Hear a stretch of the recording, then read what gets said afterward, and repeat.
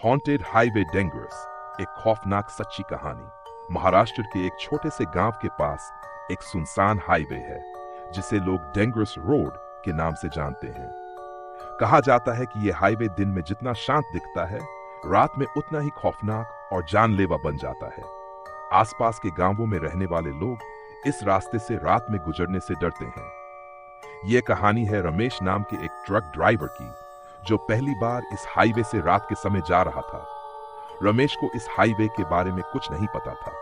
उसे बस ये मालूम था कि माल समय पर डिलीवर करना है, चाहे कुछ भी हो जाए। रात के करीब 2 बजे का समय था।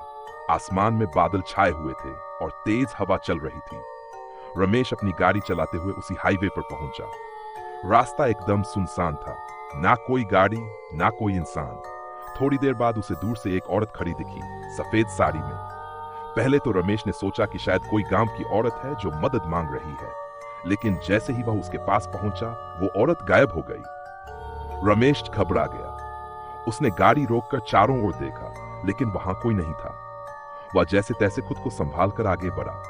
कुछ ही दूरी पर उसे वही औरत दिखी। इस बार वह उसके ट्रक के ठीक सामने आ गई।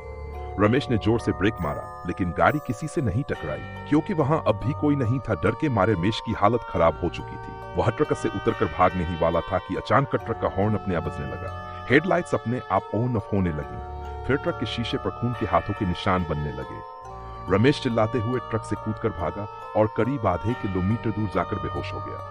सुबह जब 6 लोग वहां से गुजर रहे थे तो उन्होंने रमेश को बेहोश पाया।